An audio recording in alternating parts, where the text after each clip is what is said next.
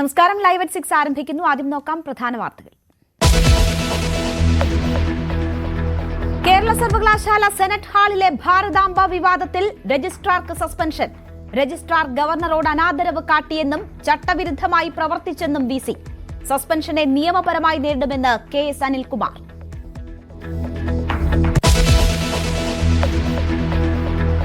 മുഖ്യമന്ത്രിയുടെ വിമർശനത്തിന് പിന്നാലെ ഡോക്ടർ ഹാരിസിനെതിരെ CPM മന്ത്രിമാരും നേതാക്കളും.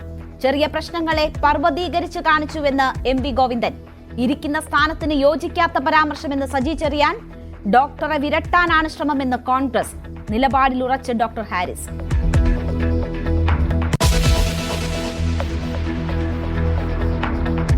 കോൺഗ്രസിൽ ഖദർ കളർ വസ്ത്ര തർക്കം. യുവനേതാക്കൾ ഖദർ ഉപേക്ഷിക്കുന്നതിനെതിരെ അജയ് തറയിൽ.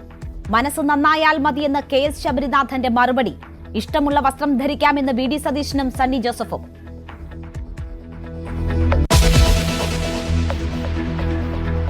Janaki versus state of Kerala cinema കാണാൻ ഹൈക്കോടതി. നടപടി അണിയറ പ്രവർത്തകർ നൽകിയ ഹർജിയിൽ ശനിയാഴ്ച പാലാരിവട്ടത്തെ സ്റ്റുഡിയോയിൽ ജഡ്ജിക്കായി സൗകര്യമൊരുക്കും.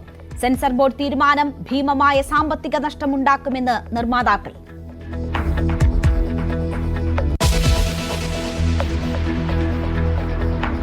ന്യൂനപക്ഷമാണല്ലോ ക്രൈസ്തവ വിഭാഗം. ആ ക്രൈസ്തവ വിഭാഗത്തിൽ ഇപ്പോ പ്രവർത്തിക്കുന്ന ഒരു തനി വർഗീയ സംഘടന, വർഗീയമായി ചിന്തിക്കുന്ന ഒരു സംഘടന അതിനകത്ത് പ്രവർത്തിക്കുന്നുണ്ട്.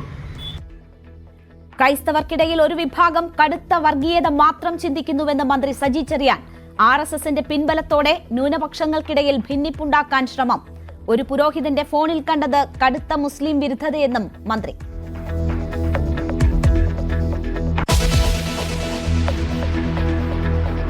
വിസ്മയ കേസിൽ കിരൺ കുമാറിന് ജാമ്യം. നടപടി ആത്മഹത്യാ പ്രേരണ കുറ്റം നിലനിൽക്കില്ലെന്ന അപ്പീൽ ഹൈക്കോടതിയിൽ നിലനിൽക്കെ അപ്പീൽ തീർപ്പാക്കും വരെ ശിക്ഷാവിധിയും മരവിപ്പിച്ചു.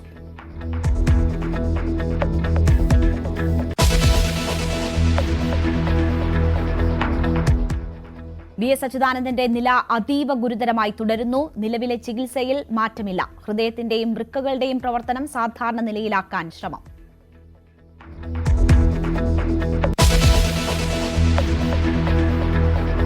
ബർമിംഗ്ഹാം ടെസ്റ്റിൽ ഇന്ത്യയുടെ തുടക്കം മോശം.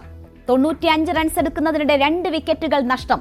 യശസ്വി ജയ്സ്വാളിന് അർദ്ധ സെഞ്ചുറി. ജസ്പ്രീത് ബുംറയ്ക്ക് പകരം ആകാശ് ദീപ് ടീമിൽ.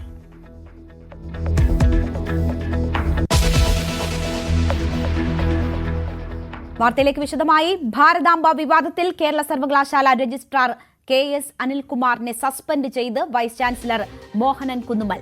രജിസ്ട്രാർ ഗവർണറോട് അനാദരവ് കാട്ടിയതായും ബാഹ്യ സമ്മർദ്ദങ്ങൾക്ക് വഴിപ്പെട്ട് ചട്ടവിരുദ്ധമായി പ്രവർത്തിച്ചതായും പ്രഥമ ദൃഷ്ട്യാ ബോധ്യപ്പെട്ടതിന്റെ അടിസ്ഥാനത്തിലാണ് സസ്പെൻഷൻ എന്നാണ് VC മോഹനൻ കുന്നുമ്മലിന്റെ വിശദീകരണം. കോടതിയെ സമീപിക്കുമെന്ന് രജിസ്ട്രാർ KS അനിൽകുമാർ പ്രതികരിച്ചു. സസ്പെൻഷൻ അംഗീകരിക്കില്ലെന്നും രജിസ്ട്രാറെ സസ്പെൻഡ് ചെയ്യാൻ VCക്ക് അധികാരമില്ലെന്നും RSS അജണ്ട സർവകലാശാലയിൽ അംഗീകരിക്കില്ല എന്നുമാണ് ഇടത് സിൻഡിക്കേറ്റ് അംഗങ്ങളായ G. മുരളീധരനും ഷിജു ഖാനും പ്രതികരിച്ചത്. കേരള യൂണിവേഴ്സിറ്റിയിൽ ഗവർണർ വിശ്വനാഥ് അർലേക്കർ പങ്കെടുത്ത ചടങ്ങിനിടെയുണ്ടായ സംഭവ വികാസത്തിൽ രജിസ്ട്രാറുടെ നടപടികളെക്കുറിച്ച് വിശദമായ അന്വേഷണം ആവശ്യമാണെന്ന് വൈസ് ചാൻസലർ ഗവർണർക്ക് റിപ്പോർട്ട് നൽകിയതിന് പിന്നാലെയാണ് രജിസ്ട്രാറെ സസ്പെൻഡ് ചെയ്തുകൊണ്ടുള്ള VCയുടെ നടപടി.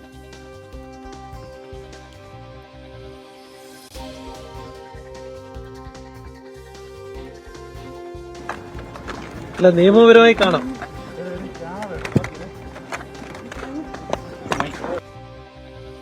VV അരുൺ വാർത്തയുടെ വിശദാംശങ്ങളുമായി ചേരുകയാണ്. അരുൺ, മറ്റൊരു തലത്തിലേക്ക് എത്തിയിരിക്കുകയാണ് സെനറ്റ് ഹാളിലെ ഭാരതാംബ വിവാദം എന്ന് തന്നെ പറയാം. നിയമപരമായി നേരിടും എന്നതാണ് ഇതിൽ രജിസ്ട്രാറുടെ നിലപാട്.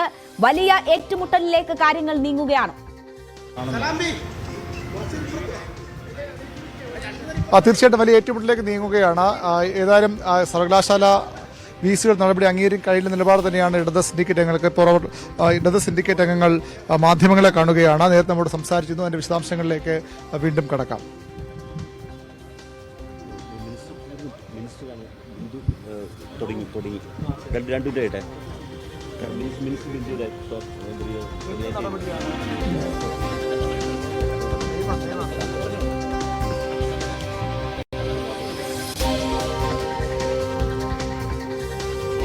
ചാൻസലറുടെ നിർദ്ദേശപ്രകാരം രജിസ്ട്രാറെ സസ്പെൻഡ് ചെയ്ത തീരുമാനം കേരള സർവകലാശാല സിൻഡിക്കേറ്റ് തള്ളിക്കളയുന്നു. ഇങ്ങനെ ചെയ്യാൻ, അതായത് രജിസ്ട്രാറെ സസ്പെൻഡ് ചെയ്യാൻ സർവകലാശാല ആക്ടോ സ്റ്റാറ്റ്യൂട്ടോ വിസിക്ക് അധികാരം നൽകുന്നില്ല. രജിസ്ട്രാർ നിയമനം പൂർണ്ണമായും സർവകലാശാല ആക്ടും സ്റ്റാറ്റ്യൂട്ടും അനുസരിച്ച് സിൻഡിക്കേറ്റിൽ നിക്ഷിപ്തമാണ്. അതുകൊണ്ട്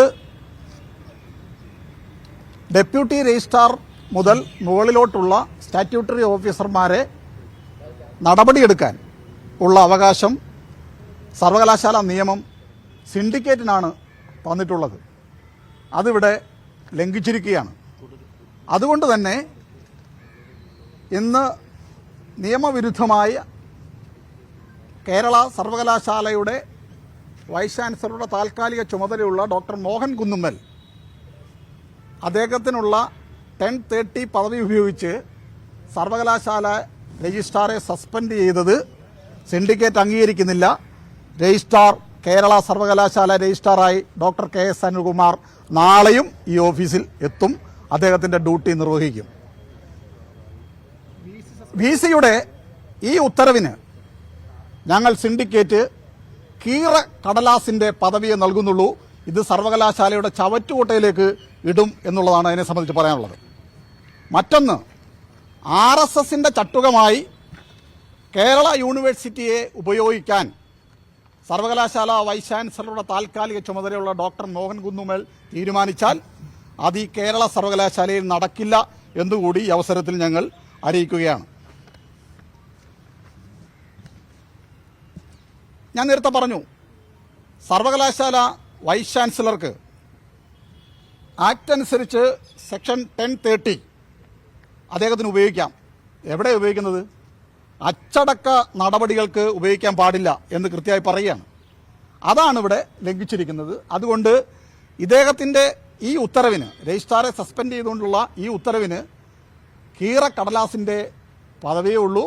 രജിസ്ട്രാർ നാളെയും കേരള സർവകലാശാലയുടെ രജിസ്ട്രാറായി തുടരും. സിൻഡിക്കേറ്റാണ് അദ്ദേഹത്തെ രജിസ്ട്രാറായി നിയമിച്ചത്. സിൻഡിക്കേറ്റ് തീരുമാനിക്കും അദ്ദേഹം തുടർന്നും രജിസ്ട്രാറായി പോകണമെന്ന്.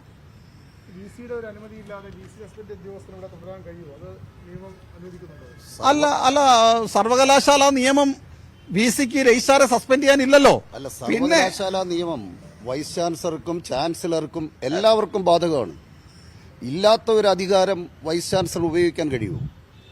അദ്ദേഹത്തിന് ഇല്ലാത്തൊരു അധികാരം ഉപയോഗിച്ച് രജിസ്ട്രാറെ സസ്പെൻഡ് ചെയ്താൽ ആ സസ്പെൻഷൻ നിയമപരമല്ലാത്തൊരു സസ്പെൻഷൻ വൈസ് ചാൻസലർ നടത്തിയാലും അത് അംഗീകരിക്കാൻ കഴിയില്ല. അതുകൊണ്ടാണ് പറഞ്ഞത് രജിസ്ട്രാറായി തന്നെ നാളെ KS അനിൽകുമാർ തുടരും. കാരണം ഈ ഉത്തരവിന് നിയമപരമായി ഒരു വിലയും ഇല്ല സർവകലാശാലയെ സംബന്ധിച്ച്. അതല്ല ഞാൻ പറഞ്ഞ നടപടികൾ സ്വീകരിക്കാൻ അധികാരമില്ലല്ലോ. ഇല്ല, അതാ പറഞ്ഞ 1030 ഉപയോഗിക്കാൻ പുള്ളിക്ക്. അവശ്യ സർവീസ്, അവശ്യ പ്രവർത്തനങ്ങൾ നടത്തുന്നതിന് സർവകലാശാല വിസിക്ക് നൽകിയിട്ടുള്ള പ്രത്യേക അധികാരമാണത്. അതുപയോഗിച്ച് പരിശോധനകൾ ഏറെ നടത്തേണ്ട ഒരു വിഷയത്തിൽ തീരുമാനമെടുക്കാൻ അദ്ദേഹത്തിന് അധികാരമില്ല. അധികാരമില്ലാത്ത ഒരു കാര്യം ചെയ്താൽ അതിനെ ചോദ്യം ചെയ്യുക എന്നുള്ളതേ ചെയ്യാൻ കഴിയൂ. അതുകൊണ്ട് ആക്ടും സ്റ്റാറ്റ്യൂട്ടും ഈ സർവകലാശാലയിൽ പാലിക്കപ്പെടണം എന്നുള്ളതാണ് സിൻഡിക്കേറ്റിന്റെ നിലപാട്. അതുകൊണ്ടാണ് രജിസ്ട്രാർ വീണ്ടും ആ പദവിയിൽ തുടരണമെന്ന് ഞങ്ങൾ ആഗ്രഹിക്കുന്നത്. ഇനി 1030 വെച്ചിട്ട് മറ്റേതെങ്കിലും ഒരു കാര്യം തീരുമാനിച്ചാലും സിൻഡിക്കേറ്റിന് അത് അംഗീകരിക്കണമെന്നില്ല, തള്ളിക്കളയാം. അതും ആക്ടും സ്റ്റാറ്റ്യൂട്ടും പറയുന്നുണ്ട്. അംഗീകരിക്കണമോ വേണ്ടയോ എന്ന് കൂടി സിൻഡിക്കേറ്റ് അന്തിമ അധികാരം സിൻഡിക്കേറ്റ്. ഭാരതാംബ വിഷയത്തിൽ സർക്കാരിന്റെ നിലപാടിനനുസരിച്ചാണ് രജിസ്ട്രാറുടെ ഒരു നിലപാട് സ്വീകരിച്ചിരിക്കുന്നത്. അല്ല, ഇവിടെ ഇപ്പോ ഭാരതാംബ വിഷയമോ മറ്റു വിഷയമോ അല്ല. രജിസ്ട്രാർക്കെതിരെ ഏതെങ്കിലും തരത്തിലുള്ള പരാതികൾ ഉണ്ടായാൽ ആ പരാതികൾ ചർച്ച ചെയ്യാൻ ഒരു ജനാധിപത്യ വേദി കേരള സർവകലാശാലയിൽ ഉണ്ടല്ലോ. ആ ജനാധിപത്യ വേദിയിൽ ചർച്ച ചെയ്ത് ഉചിതമായ തീരുമാനമെടുക്കാമല്ലോ. എന്ത് വിഷയത്തിന്റെ പേരിലാണെങ്കിലും ഏകപക്ഷീയമായി തീരുമാനമെടുക്കുന്നത് നിയമവ്യവസ്ഥയെ വെല്ലുവിളിക്കലാണ്. അത് അംഗീകരിക്കാൻ കഴിയില്ല സർവകലാശാലയിൽ.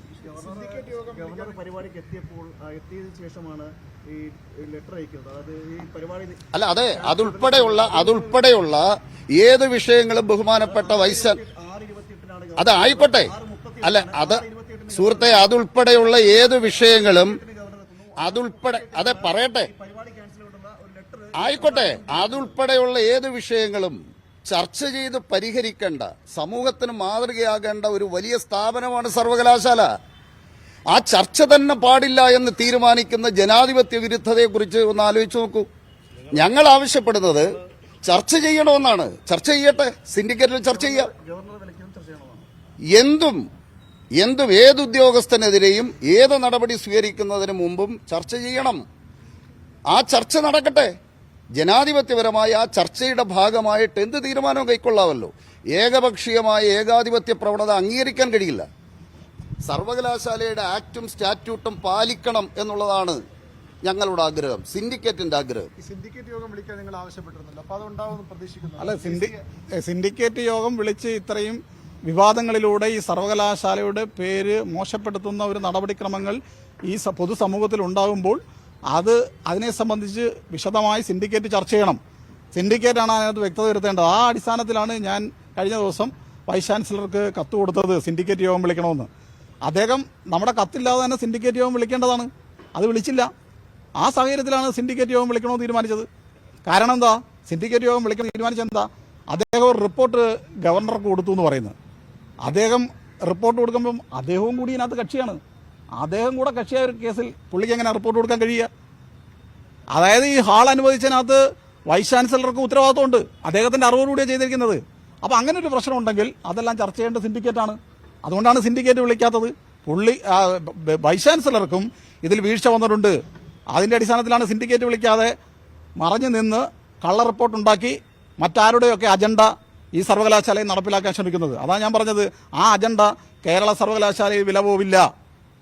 കേരള സർവകലാശാല മഹത്തായ മതനിരപേക്ഷ പാരമ്പര്യം ഉയർത്തിപ്പിടിച്ച ഒരു ഉന്നത വിദ്യാഭ്യാസ സ്ഥാപനമാണ്. ജനാധിപത്യപരമായി ജനാധിപത്യത്തിന്റെ ഏറ്റവും മഹത്തരമായ കടമകൾ നിർവഹിച്ച് മുന്നോട്ട് പോകുന്ന ഒരു സർവകലാശാലയാണ്. അവിടെ ജനാധിപത്യവും മതനിരപേക്ഷതയും തകർക്കാൻ ആരെങ്കിലും ഉപയോഗിച്ച് ശ്രമം നടത്തിയാൽ അത് ഈ സർവകലാശാല അംഗീകരിക്കില്ല. നിങ്ങൾ സർവകലാശാലയുടെ ആക്ടും സ്റ്റാറ്റ്യൂട്ടും പരിശോധിക്കൂ. ആ ആക്ടും സ്റ്റാറ്റ്യൂട്ടും സർവകലാശാല ജനാധിപത്യപരമായി മാത്രം പ്രവർത്തിക്കണമെന്ന് ആഗ്രഹിക്കുന്ന നിയമസംഹിതകളാണ്. വൈസ് ചാൻസലർ പറഞ്ഞു തരുന്നോട്ടെ വൈസ് ചാൻസലർക്ക് ഏകപക്ഷീയമായി, ചാൻസലർക്ക് ഏകപക്ഷീയമായി, അല്ലെങ്കിൽ സിൻഡിക്കേറ്റിന് ഏകപക്ഷീയമായി ഏതെങ്കിലും ഒരു തീരുമാനമെടുക്കാൻ കഴിയില്ല. അതിന്റെ ഘടന എങ്ങനെയാണ്? അതിന്റെ ജനാധിപത്യ മൂല്യത്തെയാണ് ഈ സർവകലാശാലയുടെ വൈസ് ചാൻസലർ പാലിക്കേണ്ടത് എന്നാണ് സിൻഡിക്കേറ്റിന്റെ അഭിപ്രായം. Okay, thank you. രജിസ്ട്രാറെ സസ്പെൻഡ് ചെയ്തുകൊണ്ടുള്ള വിസിയുടെ നടപടി അത് നിയമവിരുദ്ധം എന്നതാണ് ഇപ്പോൾ സിൻഡിക്കേറ്റ് അംഗങ്ങൾ ചൂണ്ടിക്കാട്ടുന്നത്. രജിസ്ട്രാറായി നാളെയും അദ്ദേഹം ജോലിയിൽ ഉണ്ടാകും എന്ന് പറയുന്നു. വലിയ ഏറ്റുമുട്ടലിലേക്ക് കാര്യങ്ങൾ നീങ്ങുകയാണ്. രജിസ്ട്രാറെ സസ്പെൻഡ് ചെയ്യാൻ ഇല്ലാത്ത അധികാരം വിസി പ്രയോഗിച്ചിരിക്കുന്നു എന്നതാണ് ഇപ്പോൾ സിൻഡിക്കേറ്റ് അംഗങ്ങൾ ചൂണ്ടിക്കാട്ടുന്നത്. തങ്ങൾ നിയമിച്ച രജിസ്ട്രാറാണ്, അതുകൊണ്ട് തന്നെ ഈ നടപടി അംഗീകരിക്കില്ല എന്നതാണ് സിൻഡിക്കേറ്റ് അംഗങ്ങൾ പറയുന്നത്. വി അരുൺ തുടരുന്നുണ്ട്. അരുൺ, ശക്തമായ നിലപാട് സിൻഡിക്കേറ്റ് അംഗങ്ങൾ സ്വീകരിക്കുകയാണ്. നിയമപരമല്ല, ഉത്തരവിന് കീറക്കടലാസിന്റെ വില മാത്രമാണ് ഉള്ളത് എന്ന് പറയുന്നു. അപ്പോൾ വലിയ ഏറ്റുമുട്ടലാണ്, വലിയ രീതിയിലുള്ള പ്രതിഷേധം ഉയരുക തന്നെ ചെയ്യും എന്നതാണോ മനസ്സിലാക്കേണ്ടത്? നിയമപരമായി നേരിടും എന്നതായിരുന്നു രജിസ്ട്രാറുടെ നിലപാടെങ്കിൽ അതിനും അപ്പുറത്തേക്ക് സിൻഡിക്കേറ്റ് അംഗങ്ങൾ നീങ്ങുന്നു. രാഷ്ട്രീയമായി അതിനെ നേരിടാനുള്ള നീക്കങ്ങൾ ഉണ്ടാകുന്നു എന്ന് വേണമോ കരുതാൻ? തീർച്ചയായിട്ടും ഏറ്റവും പ്രധാനപ്പെട്ട കാര്യം സിൻഡിക്കേറ്റ് യോഗം വിളിക്കണമെന്നാണ് ഇടതാംഗങ്ങൾ ഇന്നലെ തന്നെ ആവശ്യപ്പെട്ടത്. പക്ഷേ അങ്ങനെ ഒരു യോഗം വിളിക്കാൻ വിസി തയ്യാറാകുമെന്ന് നിങ്ങൾ കരുതുന്നു? സർവകലാശാലയുടെ സ്റ്റാറ്റ്യൂട്ട് അനുസരിച്ച് 60 ദിവസത്തിനുള്ളിലാണ്. 60 ദിവസത്തിനുള്ളിൽ സർവകലാശാല സിൻഡിക്കേറ്റ് വിളിക്കണം. പക്ഷേ വിസി പൂർണ്ണസമയം ഉണ്ടാവേണ്ട ആളാണ്. അപ്പോൾ സർവകലാശാലയിൽ ഉണ്ടാകുന്ന ഏത് പ്രശ്നവും അതിന് തീരുമാനം എടുക്കേണ്ടത് സിൻഡിക്കേറ്റാണ്. അപ്പോൾ ഇവിടെയുള്ള വിസി ഏത് ദിവസവും സിൻഡിക്കേറ്റ് വിളിച്ചാൽ സിൻഡിക്കേറ്റ് അംഗങ്ങൾ ആ യോഗത്തിൽ പങ്കെടുക്കാൻ അവിടെ എത്തും. അപ്പോൾ സർവകലാശാല സിൻഡിക്കേറ്റ് ചേരേണ്ടതെല്ലാം തീരുമാനം എന്തുകൊണ്ടാണ് വിസി എടുക്കുന്നത്? ആണ് ഞങ്ങളുടെ ചോദ്യം. അടിയന്തരമായി സിൻഡിക്കേറ്റ് വിളിക്കണം. അതാണ് സിൻഡിക്കേറ്റ് അംഗങ്ങളുടെ ആവശ്യം. ആർ രാജേഷ് സിൻഡിക്കേറ്റ് അംഗം CPM നേതാവാണ് ഇപ്പോൾ നമ്മോട് സംസാരിച്ചത്. ഏതായാലും ഈ സസ്പെൻഷൻ അംഗീകരിക്കുന്നില്ല നിലപാടാണ് ഇടത് സിൻഡിക്കേറ്റ് അംഗങ്ങൾ സ്വീകരിച്ചത്. ഇപ്പോൾ ഈ സർവകലാശാല ആസ്ഥാനത്ത് സസ്പെൻഡ് ചെയ്യപ്പെട്ട രജിസ്ട്രാർ അദ്ദേഹത്തിന്റെ ഓഫീസിലുണ്ട്. നമ്മൾ ഈ കാണുന്ന ഭാഗത്ത് അല്പസമയം അദ്ദേഹം പുറത്തുപോയെങ്കിലും വീണ്ടും ഈ ഓഫീസിലേക്ക് എത്തിയിരിക്കുകയാണ്. അദ്ദേഹം ഈ ഓഫീസിൽ തന്നെ ഉണ്ട്. അല്പസമയം മുമ്പാണ് ഇവിടെ എത്തിയത്. അതായത് ഒരു കാരണവശാലും ഈ തീരുമാനം അംഗീകരിക്കുന്ന നിലപാടാണ് സിൻഡിക്കേറ്റ് സ്വീകരിച്ചത്. പക്ഷേ രജിസ്ട്രാറും അതേ നിലപാട് തന്നെയാകാം. കാരണം അദ്ദേഹം സസ്പെൻഷൻ വാർത്ത വന്ന വിവരം വന്ന കുറച്ച് സമയത്തിനകം ഇവിടെ നിന്ന് പുറത്തേക്ക് പോവുകയും വീണ്ടും അവിടേക്ക് വരികയും ചെയ്തു. ഇപ്പോൾ സിൻഡിക്കേറ്റ് അംഗങ്ങൾ കൂടി അദ്ദേഹത്തിന്റെ റൂമിലേക്ക് പോവുകയാണ്. കേരള സർവകലാശാലയിലെ CPM ഇടത് അനുകൂല സിൻഡിക്കേറ്റ് അംഗങ്ങൾ ഇപ്പോൾ രജിസ്ട്രാറുടെ മുറിയിലേക്ക് പോവുകയാണ്. പക്ഷേ അവർ അതൊരു യോഗം ആയി മാറുകയായിരിക്കാം. നമുക്കറിയാം, കഴിഞ്ഞ കുറേ നാളുകളായി സർവകലാശാലയിൽ ഗവർണർ ഒരു വശത്തും ഗവർണർക്കൊപ്പം അതുപോലെ തന്നെ VC മോഹൻ എസ് കുന്നുമൽ താൽക്കാലിക VC ആണ് അദ്ദേഹം ഒരു വശത്തും അതിനപ്പുറത്തേക്ക് ഇടത് സിൻഡിക്കേറ്റ് അംഗങ്ങൾ മറുവശത്തും വന്ന രീതിയിലാണ് സർവകലാശാലയിൽ കാര്യങ്ങൾ പോകുന്നത്. ഇപ്പോൾ രജിസ്ട്രാർക്ക് പൂർണ്ണ പിന്തുണയാണ് ഇടത് സിൻഡിക്കേറ്റ് അംഗങ്ങൾ നൽകുന്ന. സിൻഡിക്കേറ്റിലെ നേതാക്കൾ എല്ലാവരും ഇപ്പോൾ രജിസ്ട്രാറുടെ റൂമിലേക്ക് പോവുകയാണ്. അദ്ദേഹം കുറച്ച് സമയം മുമ്പ് ഇവിടേക്ക് എത്തിച്ചേർന്നിരുന്നു. അദ്ദേഹത്തിന്റെ ആദ്യ പ്രതികരണം നിയമപരമായി കാണാം എന്നുള്ളതായിരുന്നു. ആ പ്രതികരണത്തിന് ശേഷം അദ്ദേഹം വീണ്ടും ഓഫീസിലേക്ക് എത്തുകയാണ്. ഈ VCയുടെ സസ്പെൻഷൻ ഉത്തരവിന് കടലാസിന്റെ വില മാത്രമേ നൽകുമെന്ന് ഇടത് സിൻഡിക്കേറ്റ് അംഗങ്ങൾ വ്യക്തമാക്കിയിരുന്നു.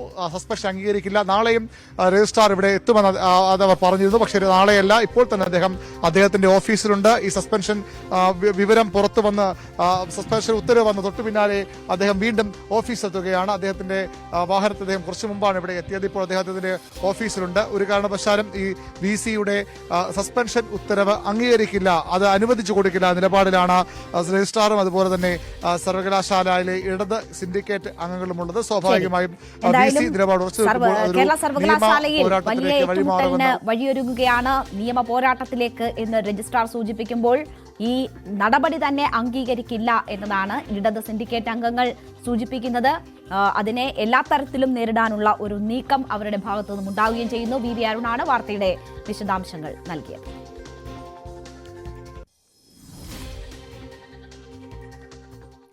മുഖ്യമന്ത്രിയുടെ വിമർശനത്തിന് പിന്നാലെ ഡോക്ടർ ഹാരിസിനെതിരെ CPM ചെറിയ പ്രശ്നങ്ങളെ പർവ്വതീകരിച്ച് കാണിച്ചതായി CPM സംസ്ഥാന സെക്രട്ടറി MV ഗോവിന്ദൻ പറഞ്ഞു. മന്ത്രി സജി ചെറിയാനും വിമർശനവുമായി രംഗത്തെത്തി. എല്ലാ വാതിലും കൊട്ടിയടച്ചപ്പോഴാണ് പ്രതികരിച്ചതെന്നും മന്ത്രിയെയും മന്ത്രിസഭയെയും കുറ്റപ്പെടുത്തിയില്ലെന്നുമായിരുന്നു ഡോക്ടർ ഹാരിസിന്റെ പ്രതികരണം. ഒരു ഗവൺമെന്റ് സർവന്റ് നല്ല ആത്മാർത്ഥതയുള്ളയാണ്, അർപ്പണബോധത്തോടെ ജോലിയെടുക്കുന്നയാണ്, അഴിമതി തീണ്ടാത്തിയാണ്, എല്ലാമാവട്ടെ. പക്ഷേ അത്തരമൊരാള് ഇന്ന് കേരളത്തിലെ ഇന്ത്യയിലെ ഏറ്റവും നല്ല ആരോഗ്യ മേഖലയെ തെറ്റായി ചിത്രീകരിക്കുന്നതിന് അദ്ദേഹം അത് ഉദ്ദേശിച്ചിട്ടുണ്ടോ എന്നറിയില്ല. പക്ഷെ അതാണ് വന്നിട്ടുള്ളത്. ഇത് നമ്മുടെ മുന്നിൽ അനുഭവ പാഠമായിരിക്കണം. ഇതായിരുന്നു മുഖ്യമന്ത്രി പിണറായി വിജയന്റെ വാക്കുകൾ. ഡോക്ടർ ഹാരിസിനെ നേരിട്ട് കുറ്റപ്പെടുത്തുന്നില്ലെങ്കിലും പ്രസ്താവന അനുചിതമായി പോയി എന്നതായി ഉള്ളടക്കം. തൊട്ടുപിന്നാലെ പാർട്ടി സംസ്ഥാന സെക്രട്ടറിയും മന്ത്രിമാരും ഇത് ഏറ്റെടുത്തു. പറയേണ്ട വേദിയിൽ പറയണമെന്നായിരുന്നു MV ഗോവിന്ദന്റെ വിമർശനമെങ്കിൽ ഹാരിസ് ചെയ്തത് ഇരിക്കുന്ന സ്ഥാനത്തിന് യോജിച്ച പ്രവൃത്തിയല്ലെന്നായിരുന്നു സജി ചെറിയാന്റെ പ്രതികരണം. വിഷയം ചൂണ്ടിക്കാണിക്കേണ്ടത് എങ്ങനെയാണോ അങ്ങനെ ചൂണ്ടിക്കാണിക്കണം. അങ്ങനെ അല്ലാതെ ചൂണ്ടിക്കാണിക്കുന്ന കാര്യത്തെയാണ് വിമർശനാത്മകമായിട്ട് പറഞ്ഞത്. അദ്ദേഹത്തിന്റെ മാനസികാവസ്ഥ ചെയ്തതെന്നുള്ളത് ശരിയാണെങ്കിൽ അത് ഇരിക്കുന്ന സ്ഥാനത്ത് യോജിച്ചതല്ല ചെയ്തു. അത് ഞാൻ പറയുന്നു. അദ്ദേഹം കറക്റ്റ് വിഷയം തീർന്നു. പക്ഷെ ഒരു മന്ത്രിയെ എത്രമാത്രം ആക്ഷേപിക്കും. ഇന്നലെ ഇവിടെ കോൺഗ്രസിന്റെ നേതൃത്വത്തിൽ ഇവിടെ ഹോസ്പിറ്റലിന്റെ മുമ്പിലോട്ടും ജാഥ വീണാജോട് രാജിവെക്കും. യുവമാര് പറയുമ്പോൾ രാജിവെക്കാനാണ് വീണാജോതിരിക്കുന്നത്. വീണാജോതിനെ മന്ത്രിയാക്കി പാർട്ടി അതിനെ മന്ത്രിയാക്കി പ്രവർത്തിക്കാനെങ്കിൽ രാജിവെക്കണമെന്ന പാർട്ടിയില്ലേ. ഡോക്ടർ ഹാരിസിന്റെ തുറന്നു പറച്ചിൽ തെറ്റിദ്ധാരണ ഉണ്ടാക്കിയെന്ന് ദേശാഭിമാനി മുഖപ്രസംഗം എഴുതി. സർജറിക്കാവശ്യമായ ചില ഉപകരണങ്ങളുടെ അഭാവം ഡോക്ടർ ചൂണ്ടിക്കാട്ടിയപ്പോൾ ഉന്നയിക്കപ്പെട്ട ഒറ്റപ്പെട്ട പ്രശ്നം പരിഹരിച്ചു. എന്നിട്ടും സംസ്ഥാനത്തെ പൊതുജനാരോഗ്യ മേഖല തകർന്നെന്ന് പ്രതിപക്ഷവും മാധ്യമങ്ങളും പ്രചരിപ്പിച്ചുവെന്ന് ദേശാഭിമാനി മുഖപ്രസംഗത്തിൽ കുറ്റപ്പെടുത്തുന്നു. വിമർശനങ്ങൾക്ക് മറുപടിയുമായി ഡോക്ടർ ഹാരിസ് രംഗത്ത് വന്നു. എല്ലാ വാതിലും കെട്ടിയടച്ചപ്പോഴാണ് പ്രതികരിച്ചതെന്ന് ഡോക്ടർ ഹാരിസ് പറഞ്ഞു. തനിക്കെതിരെ കുറ്റപ്പെടുത്തലും നടപടിയും വന്നേക്കാം. താൻ മന്ത്രിയെയും മന്ത്രിസഭയെയും കുറ്റപ്പെടുത്തിയില്ല. സമരങ്ങൾ തന്റെ ഉദ്ദേശശുദ്ധിയെ ബാധിക്കുന്നതായും ഡോക്ടർ ഹാരിസ് ചിറക്കൽ പറഞ്ഞു. പ്രശ്നങ്ങൾ ഈ ബ്യൂറോക്രസിയുടെ ഈ മെല്ലപ്പോക്കും ചുവപ്പ് നാടയും ഒഴിവാക്കി ഇത് എത്രയും പെട്ടെന്ന് കാര്യങ്ങൾ അടിയന്തരമായിട്ട് ഓരോ ഘട്ടങ്ങളിലും ഇന്നും മാത്രമല്ല എന്നും അത് പരിഹരിക്കാനുള്ള മാർഗങ്ങൾ ഉണ്ടാവണമെന്നാണ് എന്റെ ഒരു അപേക്ഷ. വിഷയത്തിൽ ആരോഗ്യവകുപ്പിനെതിരെ നിലപാട് കടുപ്പിക്കുകയാണ് പ്രതിപക്ഷം. ഡോക്ടറെ വിരട്ടാനാണ് ശ്രമമെന്നും ഹാരിസ് പറഞ്ഞത് സത്യമാണെന്നും പ്രതിപക്ഷ നേതാവ് വി ഡി സതീശൻ പ്രതികരിച്ചു. അല്ല, അങ്ങനെയാണ് അദ്ദേഹം പറഞ്ഞതെങ്കിൽ എന്തിനാണ് മുഖ്യമന്ത്രിയും എം വി ഗോവിന്ദനും അദ്ദേഹത്തെ പേടിപ്പിക്കാൻ പോണ്? എന്തിനാ പേടിപ്പിക്കാൻ പോണ്? അങ്ങനെ സർക്കാരിനെതിരായിട്ടല്ല പറഞ്ഞത്, അദ്ദേഹം അവിടുത്തെ ഒരു വിഷയം പറഞ്ഞതാണ്. ആണെങ്കിൽ പിന്നെ എന്തിനാണ് മുഖ്യമന്ത്രിയും എം വി ഗോവിന്ദനും ആ ഡോക്ടർ ഹാരിസിനെ പേടിപ്പിക്കാൻ പോണ്? ആരോഗ്യരംഗത്തെ പ്രതിസന്ധികൾ സർക്കാർ തുറന്നു സമ്മതിക്കുന്നില്ലെങ്കിലും പ്രശ്നങ്ങളുണ്ടെന്നത് യാഥാർത്ഥ്യമായി നിലനിൽക്കുന്നുണ്ട്. പക്ഷേ പിണറായി സർക്കാരിന്റെ മുഖമുദ്രയായി കണക്കാക്കുന്ന ആരോഗ്യവകുപ്പിന്റെ പോരായ്മകൾ പരിഹരിക്കുന്നതിലുപരി വിഷയം രാഷ്ട്രീയായുധമായി വളരാതിരിക്കാനുള്ള ജാഗ്രതയിലാണ് സർക്കാരും CPM-ഉം. ന്യൂസ് 18 തിരുവനന്തപുരം. സ്കൂളുകളിലെ സുംബ ഡാൻസ് പദ്ധതിയെ വിമർശിച്ച വിസ്ഡം ജനറൽ സെക്രട്ടറിയും അധ്യാപകനുമായ TK അഷ്റഫിനെതിരെ കർശന നടപടിക്ക് വിദ്യാഭ്യാസ വകുപ്പ്. അഷ്റഫിനെതിരെ 24 മണിക്കൂറിനകം നടപടി ആവശ്യപ്പെട്ട് സ്കൂൾ മാനേജർക്ക് കത്തയച്ചു. പാലക്കാട് എടത്തനാട്ടുകര PKM UPSലെ അധ്യാപകനാണ് അഷ്റഫ്. TK അഷ്റഫ് ജോലി ചെയ്യുന്ന Palakkad Edathanattukara PKM UP school മാനേജർക്കാണ് പാലക്കാട് വിദ്യാഭ്യാസ ഉപഡയറക്ടർ നടപടി ആവശ്യപ്പെട്ട് നോട്ടീസ് നൽകിയിരിക്കുന്നത്. പൊതുവിദ്യാഭ്യാസ ഡയറക്ടറുടെ നിർദ്ദേശപ്രകാരമാണ് നോട്ടീസ് നൽകിയിരിക്കുന്നതെന്ന് വ്യക്തമാക്കുന്നു. അടുത്ത 24 മണിക്കൂറിനകം സസ്പെൻഷൻ അടക്കമുള്ള അച്ചടക്ക നടപടികൾ കൈക്കൊള്ളണമെന്ന് നോട്ടീസിൽ പറയുകയും ചെയ്തിരിക്കുന്നു. സർക്കാരിനെയും പൊതുവിദ്യാഭ്യാസ വകുപ്പിനെയും അപകീർത്തിപ്പെടുത്തുന്ന വിധമുള്ള പരാമർശമാണ് അഷ്റഫ് സമൂഹ മാധ്യമങ്ങളിൽ നടത്തിയതെന്ന് കത്തിൽ പറയുന്നു. ഈ FB പോസ്റ്റും കത്തിനൊപ്പം ചേർക്കുകയും ചെയ്തിട്ടുണ്ട്.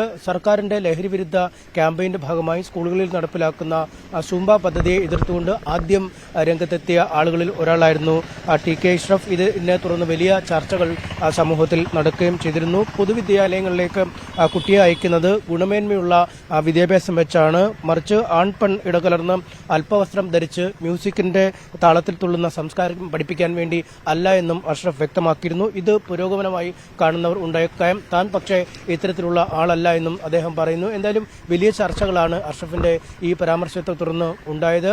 ഈ സുംബ പദ്ധതിയെ അനുകൂലിച്ചും പ്രതികൂലിച്ചുമൊക്കെ ആളുകൾ രംഗത്തെത്തുകയും ചെയ്തിരുന്നു. സമസ്ത ലീഗ് പോലുള്ള മുസ്ലിം സംഘടനകളും ഈ കാര്യത്തിൽ പരാമർശങ്ങളുമായി എത്തിയെങ്കിൽ പോലും പിന്നീട് പൊതുസമൂഹത്തിൽ നിന്നും വലിയ സ്വീകാര്യത സുംബ പദ്ധതിക്ക് ലഭിച്ചു എന്ന് കണ്ടതിനെ തുടർന്ന് ഇക്കാര്യത്തിൽ നിന്നും പിന്മാറ്റം നടത്തിയിരുന്നു. എന്തായാലും വിശ്രമിന്റെ ഭാഗത്തു നിന്നും ഒരു ഔദ്യോഗികമായ വിശദീകരണം ഈ കാര്യത്തിൽ അല്ലെങ്കിൽ എന്ത് പ്രതികരണം എന്ന് ഇക്കാര്യത്തിൽ വ്യക്തമാക്കിയിട്ടില്ല. വൈകുന്നേരം വിശ്രമത്തിന്റെ ഈ സുംബ പദ്ധതിക്കെതിരെയുള്ള ഒരു പ്രതിഷേധ യോഗം കോഴിക്കോട്ട് ചേരുന്നുണ്ട്. ആ യോഗത്തിൽ കൂടുതൽ പ്രതികരണങ്ങൾ ഉണ്ടാവും എന്നാണ് അറിയിച്ചിരിക്കുന്നത്. എന്തായാലും സുംബ പദ്ധതിക്കെതിരായുള്ള വിമർശനവുമായി മുന്നോട്ട് പോകാൻ തന്നെയാണ് വിശ്രമത്തിന്റെ തീരുമാനം. സനീഷ് കുമാറിന്റെ റിപ്പോർട്ടാണ് കണ്ടത്. വർഗീയത മാത്രം ചിന്തിക്കുന്ന ഒരു വിഭാഗം കേരളത്തിലെ ക്രൈസ്തവർക്കിടയിലുണ്ടെന്ന് മന്ത്രി സജി ചെറിയാൻ. RSSന്റെ പിൻബലത്തോടെ കേരളത്തിലെ ന്യൂനപക്ഷങ്ങൾക്കിടയിൽ ഭിന്നിപ്പുണ്ടാക്കാനുള്ള ശ്രമമാണ് നടക്കുന്നത്. ഒരു പുരോഹിതന്റെ ഫോണിൽ തനി മുസ്ലിം വിരുദ്ധ പോസ്റ്റുകൾ കണ്ടു എന്നും സജി ചെറിയാൻ പറഞ്ഞു. ഇവിടുത്തെ ന്യൂനപക്ഷമാണല്ലോ ക്രൈസ്തവ വിഭാഗം. ആ ക്രൈസ്തവ വിഭാഗത്തിൽ ഇപ്പോ പ്രവർത്തിക്കുന്ന ഒരു തനി വർഗീയ സംഘടന, വർഗീയമായി ചിന്തിക്കുന്ന ഒരു സംഘടന അതിനകത്ത് പ്രവർത്തിക്കുന്നുണ്ട്.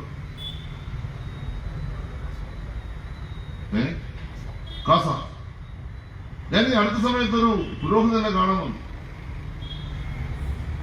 അദ്ദേഹത്തിന്റെ ഫോൺ യാദൃശ്യമായി നോക്കേണ്ടി വന്നപ്പോ അദ്ദേഹത്തിന്റെ ഫോണിൽ കാസയുടെ വാക്കുകളും വാക്യങ്ങളുമാണ് വന്നുകൊണ്ടിരിക്കുന്നത്. താനി മുസ്ലിം വിരുദ്ധമായ പ്രചരണമല്ല നടക്കുന്നത്. RSSന്റെ പിൻബലത്തോടുകൂടി കേരളത്തിലെ ക്രൈസ്തവ വിഭാഗത്തിന് പ്രവർത്തിക്കുന്ന കാസയുടെ രാഷ്ട്രീയം ഈ കേരളത്തിലെ ന്യൂനപക്ഷ വിഭാഗത്തിന് ഭിന്നിപ്പുണ്ടാക്കാൻ വേണ്ടി നടത്തുന്ന ശ്രമത്തിന്റെ ഭാഗമാണ്. ഇവരെല്ലാം കൂടി ചേർന്ന് ഈ കേരളത്തെ വീഴുന്നു. അതിനെല്ലാ പിന്തുണയും സതീശനും പാർട്ടി കൊടുത്തുകൊണ്ടിരിക്കുകയാണ്. DGP വിവാദത്തിൽ വിശദീകരണവുമായി P ജയരാജൻ. മന്ത്രിസഭാ തീരുമാനത്തിനെതിരെയോ CPM-നെതിരെയോ നിലപാടെടുത്തിട്ടില്ല. റവാഡ ചന്ദ്രശേഖരനെ അനുകൂലിച്ചാണ് താൻ സംസാരിച്ചതെന്നും ജയരാജൻ പറഞ്ഞു. CPM-നും അതുപോലെ ഇടതുപക്ഷ പ്രസ്ഥാനത്തിൻ്റെ ഭാഗമായിട്ടുള്ള സംഘടനകൾക്കുമൊക്കെ എതിർപ്പുയർത്തിയ നടപടികൾ കൈക്കൊണ്ടവരുണ്ടാവാം. കൂത്തുപറമ്പ് വെടിവെപ്പിൻ്റെ കാര്യത്തിൽ രവതി ഉൾപ്പെടെയുള്ള ആളുകൾക്കെതിരായിട്ടും അന്ന് ആക്ഷേപം ഉന്നയിച്ചതാണ്. രവതി ഒറ്റക്കല്ല, ഇവരെല്ലാം ചേർന്നുകൊണ്ടാണ് അന്നത്തെ ലാത്തി ചാർജും വെടിവെപ്പും ഒക്കെ ഇടയാക്കിയിട്ടുള്ള സംഘർഷം ഉണ്ടായത്. അപ്പോൾ എൻ്റെ പ്രതികരണം ഇപ്പോൾ ഇന്ന് ഞാൻ ഫേസ്ബുക്കിൽ ഇടുന്നുണ്ട്. അപ്പോൾ അത് വായിച്ചു കഴിഞ്ഞാൽ, അത് കേട്ട് കഴിഞ്ഞാൽ ആർക്കും വേറെ സംശയം ഉണ്ടാവില്ല. ഞാൻ കൃത്യമായിട്ട് രമണ ചന്ദ്രശേഖരനെ നിശ്ചയിച്ചുകൊണ്ടുള്ള ആ മന്ത്രിസഭാ തീരുമാനത്തെ അനുകൂലിച്ചുകൊണ്ടാണ് പറഞ്ഞിട്ടുള്ളത്. CPMൻ്റെ നേതാക്കന്മാരെ താറടിച്ച് കാണിക്കുക, അതിൻ്റെ ഭാഗമായിട്ടാണ് ഇത്തരത്തിലുള്ള ദുർവ്യാഖ്യാനങ്ങൾ വരുന്നത്. അപ്പോൾ ഒരു മാധ്യമ സിൻഡിക്കേറ്റാണ്, മുമ്പ് പറഞ്ഞിട്ടുണ്ട്. അതല്ലാതെ ആ മന്ത്രിസഭാ തീരുമാനത്തെയോ CPMമായി ബന്ധപ്പെട്ട കാര്യങ്ങളിലോ ഒരു വ്യതിചലനവും എൻ്റെ ഭാഗത്തുണ്ടായിട്ടില്ല. കൃത്യമായിട്ട് നിലപാട് പറഞ്ഞിട്ടുണ്ട്. കോൺഗ്രസിൽ ഖദറിനെ ചൊല്ലി സീനിയർ ജൂനിയർ പോര്. നിയമസഭാ തെരഞ്ഞെടുപ്പിൽ യുവനിരയെ അണിനിരത്താനുള്ള കോൺഗ്രസ് നീക്കം പുറത്തുവന്നതിന് പിന്നാലെയാണ് സീനിയർ നേതാക്കൾ അമർഷം പരസ്യമാക്കിയത്. കോൺഗ്രസിലെ യുവ നേതാക്കൾ ഖദർ ഉപേക്ഷിച്ച് കളർ ഡ്രസ് ഇടുന്നതിനെതിരെ അജയ് തറയിലാണ് രംഗത്ത് വന്നത്. വസ്ത്രം ഏതായാലും മനസ്സ് നന്നായാൽ മതിയെന്നായിരുന്നു ഇതിന് KS ശബരിനാഥന്റെ മറുപടി. കളർ വസ്ത്രം ധരിക്കുന്നതിനെ ന്യായീകരിക്കുന്ന നിലപാട് KPCC പ്രസിഡന്റും പ്രതിപക്ഷ നേതാവും സ്വീകരിച്ചു. നിയമസഭാ തെരഞ്ഞെടുപ്പിൽ ജയസാധ്യത കുറഞ്ഞ മണ്ഡലങ്ങളിൽ AICCയുടെ പരിഗണനയിലുള്ള യുവമുഖങ്ങളുടെ പട്ടിക ന്യൂസ് 18 പുറത്തുവിട്ടതിന് പിന്നാലെയാണ് മുതിർന്ന നേതാക്കൾക്കിടയിലെ അമർഷം പരസ്യമാകുന്നത്. ഖദറിന്റെ പേരിൽ അജയ് തറയിൽ പ്രകടിപ്പിച്ച നീരസം നേതൃത്വത്തിന്റെ തീരുമാനത്തോടുള്ള വിയോജിപ്പെന്നാണ് അഭ്യൂഹം. യുവതലമുറയ്ക്ക് ഖദറിനോട് എന്താണ് ഇത്ര നീരസമെന്നായിരുന്നു ഫേസ്ബുക്ക് പോസ്റ്റിലൂടെ അജയ് തറയിലിന്റെ ചോദ്യം. ഖദറിടത് നടക്കുന്നത് ന്യൂജൻ എന്ന് ആരെങ്കിലും ധരിച്ചിട്ടുണ്ടെങ്കിൽ അത് മൂല്യങ്ങളിൽ നിന്നുള്ള ഒളിച്ചോട്ടമാണെന്നും കാവ്യട്ടത്തിന്റെ അനുകരണമെന്നുമായിരുന്നു വിമർശനം. ഖദർ ഉപേക്ഷിച്ച് DYFI അനുകരിക്കാൻ ശ്രമിക്കുന്നത് എന്തിനെന്നും ഫേസ്ബുക്ക് പോസ്റ്റിൽ പരാമർശമുണ്ട്. കോൺഗ്രസ് രംഗത്ത് പതുക്കെ യുവതലമുറ ഖദർ ഉപേക്ഷിച്ച് പുതിയ കളർഫുള്ളായ വസ്ത്രത്തിലേക്ക് വന്നുകൊണ്ടിരിക്കുന്ന കാഴ്ച കണ്ടുകൊണ്ടിരിക്കുകയാണ്. അതൊരു 3-4 വർഷമായി അത് ഇപ്പോൾ വന്നപ്പോൾ അത് വലിയ ശതമാനം ചെറുപ്പക്കാർ, പുതിയ യൂത്ത് കോൺഗ്രസിൻ്റെ മറ്റ് ഭാരവാളാകുന്ന ചെറുപ്പക്കാർ മുഴുവനും ഈ ഖദർ ഉപേക്ഷിച്ചുകൊണ്ട് വരുന്നൊരു കാഴ്ച കണ്ടുകൊണ്ടിരിക്കുന്നു. അപ്പോൾ അതൊരു ശരിയായ കീഴ്വഴക്കമല്ല. ഖദർ നൽകിയ ഒരു വലിയൊരു മെസ്സേജുണ്ട്. ഇന്ത്യൻ നാഷണൽ കോൺഗ്രസിൻ്റെ അസ്തിത്വം എന്ന് പറയുന്നത് ഖദറും അതുപോലെ തന്നെ മതേതരത്വവും സോഷ്യലിസം ഇതൊക്കെയാണ്. ആധുനികമായി കാണുന്ന പുതിയ കാലഘട്ടങ്ങളിലെ ചെറുപ്പക്കാരൊക്കെ ഈ കളർഫുള്ളായ ഡ്രസ്സ് ഇട്ട് പോകുന്ന പ്രവണത വർദ്ധിച്ചു വരുന്നു. അപ്പോൾ അത് ശരിയല്ല. അതേസമയം ഗാന്ധിയൻ ആശയങ്ങളുടെ ലാളിത്യത്തിന്റെ പ്രതീകമായി ഖദറിനെ ഇപ്പോൾ കാണാൻ കഴിയില്ലെന്നായിരുന്നു അജയ് തറയിലിന് KS ശബരിനാഥിന്റെ മറുപടി. ഖദറിലോ കളറിലോ കാര്യമില്ലെന്നും വസ്ത്രം ഏതായാലും മനസ്സ് നന്നായാൽ മതിയെന്നും ശബരിനാഥൻ ഫേസ്ബുക്കിൽ കുറിച്ചു. തുടർച്ചയായി ഖദർ ഉപയോഗിക്കുന്നതിന്റെ പ്രായോഗിക ബുദ്ധിമുട്ടുകളും FB പോസ്റ്റിൽ ശബരിനാഥൻ പങ്കുവച്ചിട്ടുണ്ട്. അതിനകത്ത് ഈ ഖദറെന്നോ ഒരു വ്യത്യാസമില്ലാതെ നമ്മളങ്ങ് മുന്നോട്ട് പോകുന്നതാണ് നല്ലത്. അതിന്റെ ഒരു പേഴ്സണൽ അഭിപ്രായം പറഞ്ഞത്, ഖദറിന്റെ ഇപ്പോഴത്തെ ഏറ്റവും വലിയ പ്രശ്നം നമുക്കൊക്കെ ഉള്ളത് ഒരു മെയിൻ്റനൻസിന്റെ ഒരു വലിയ ഒരു ബുദ്ധിമുട്ടുണ്ട്. നമ്മൾ വീട്ടിൽ പിന്നെ അദ്ദേഹം പറഞ്ഞ പോലെ ഈ 6000-ന്റെ 7000-ന്റെ ഷർട്ടൊന്നും അല്ല ഭൂരിഭാഗം. ഞാനൊന്നും അത്രയും വിലയുള്ള ഷർട്ട് ധരിക്കാറില്ല. അതുപോലെ ഇപ്പോഴത്തെ കാലത്ത് വളരെ മിതമായിട്ടുള്ള ഓപ്ഷൻസ് ഒക്കെ ഉണ്ട്. അത്യാവശ്യം ഉണ്ടെങ്കിൽ അത്യാവശ്യം വീട്ടിൽ നിന്ന് തന്നെ കാര്യങ്ങൾ ചെയ്ത് ഒന്ന് ഇസ്തിരിക്ക് കൊടുത്താൽ 10 രൂപയ്ക്ക് ഇസ്തിരി ചെയ്ത് കിട്ടും. ശബരിയെ തിരുത്തി വീണ്ടും തറയിൽ. കാലത്തിനൊപ്പം മാറ്റമെന്ന വാദം അംഗീകരിക്കാനാകില്ലെന്നും ഖദർ കോൺഗ്രസിന്റെ അസ്തിത്വമെന്നും തറയിൽ. അപ്പോൾ ഇത് വെള്ള ഖദർ ധരിക്കുന്നതുകൊണ്ട് എനിക്ക് അങ്ങനെ വലിയ എക്സ്പെൻസ് ആയിട്ട് എനിക്ക് തോന്നിയിട്ടില്ല. ഞാൻ വീട്ടിലാണ് കഴുകുന്നത്, അലക്ക് കടയിൽ കൊടുത്ത് തേപ്പിക്കുന്നു, വലിയ പൈസയൊന്നും എനിക്ക് വരുന്നില്ല. അതിന് വെള്ള ഖദർ ധരിക്കണമെന്ന് നിർബന്ധം പറഞ്ഞില്ലല്ലോ. ഖദർ ധരിക്കണമെന്ന് മാത്രമേ പറഞ്ഞുള്ളൂ. അത് ആരെന്ന് പറഞ്ഞാലും വ്യക്തിയുടെ സ്വാതന്ത്ര്യമാണ് എന്ന് പറയുന്നതിനാലും ഒരു പാർട്ടി ഭരണഘടനയിൽ നിൽക്കുന്ന ഒരാൾ ആ ഭരണഘടന അനുസരിക്കണമെന്ന് തന്നെയാണ് എൻ്റെ പക്ഷം. ഇഷ്ടമുള്ള വസ്ത്രം ധരിക്കാമെന്ന് പ്രതിപക്ഷ നേതാവ്. അവരുടെ വസ്ത്രധാരണത്തിലൊന്നും ഒരു റെസ്ട്രിക്ഷൻ കൊടുക്കാറില്ല. സ്വാതന്ത്ര്യ സമരവും നടക്കുന്നതല്ല. അത് അന്നത്തെ കാലത്തിൽ ഒരു പ്രതീകമായിട്ടാണ് ഖദർ ധരിക്കുന്നത്. അത് ഖദർ ധരിക്കുന്ന ചെറുപ്പക്കാരുണ്ട്, ഖദർ ധരിക്കാത്തവരുണ്ട്. ഞങ്ങൾ വസ്ത്രധാരണത്തിലൊന്നും ഒരു റെസ്ട്രിക്ഷൻ കൊടുക്കില്ല, ഒരു നിർബന്ധം ഒന്നും കൊടുക്കില്ല. ഞാനും എല്ലാ തരത്തിലുള്ള വസ്ത്രം ഉപയോഗിക്കുന്ന ഒരാളാണ്. അതിനൊന്നും ഞങ്ങൾ ഒരു റെസ്ട്രിക്ഷൻ ചെറുപ്പക്കാർക്ക് കൊടുക്കില്ല. അവർ ഇഷ്ടമുള്ളത് ചെയ്യും. ഇഷ്ടമുള്ള വസ്ത്രം ധരിക്കുന്നതിന് യൂത്തിന് അവരുടേതായ സ്വാതന്ത്ര്യമുണ്ടെന്ന് KPCC പ്രസിഡന്റ്. ഷാഫിയെ പോലുള്ള ആളുകൾ യൂത്താണ്, ഇപ്പോഴും യൂത്താണ്. അവരൊക്കെ യൂത്തിൻ്റെതായ രൂപത്തിൽ തന്നെ കുറച്ചും കൂടി അവർക്കൊക്കെ സ്വാതന്ത്ര്യം അനുവദിച്ചിട്ടുണ്ട്. നന്നായിട്ട് തന്നെ അവർ പോകുന്നു. നല്ല വസ്ത്രധാരണമൊക്കെയാണ്. അതിനൊന്നും നമ്മൾ ഇടപെടണ്ട. News 18 Thiruvananthapuram. Janaki versus state of Kerala കാണാൻ ഹൈക്കോടതി. ജാനകി എന്ന പേര് ഒഴിവാക്കണമെന്ന സെൻസർ ബോർഡ് തീരുമാനത്തിനെതിരെ സിനിമയുടെ അണിയറ പ്രവർത്തകർ കോടതിയെ സമീപിച്ചതിന് പിന്നാലെയാണ് നടപടി. ശനിയാഴ്ചയാണ് ജഡ്ജി സിനിമ കാണുക. സാങ്കേതിക കാരണങ്ങളാൽ കോടതിയിൽ പ്രദർശിപ്പിക്കാൻ കഴിയില്ലെന്ന് ഹർജിക്കാർ അറിയിച്ചു. ലാൽ മീഡിയ പാലാരിവട്ടം സ്റ്റുഡിയോയിൽ കാണാൻ സൗകര്യമൊരുക്കാമെന്നും സെൻസർ ബോർഡ് ഇടപെടൽ കാരണം ഭീമമായ നഷ്ടമുണ്ടാകുന്നുവെന്നും ഹർജിക്കാർ കോടതിയെ ധരിപ്പിച്ചു.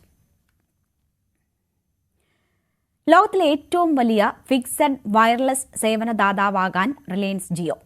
ട്രായ് നൽകിയ വിവരങ്ങളുടെ അടിസ്ഥാനത്തിൽ ICICI സെക്യൂരിറ്റീസിലെ അനലിസ്റ്റുകൾ തയ്യാറാക്കിയ റിപ്പോർട്ടാണ് ഇത് വ്യക്തമാക്കുന്നത്. US ആസ്ഥാനമായ ടി മൊബൈലിനെ മറികടന്നാണ് ജിയോ ഒന്നാമതെത്തുന്നത്.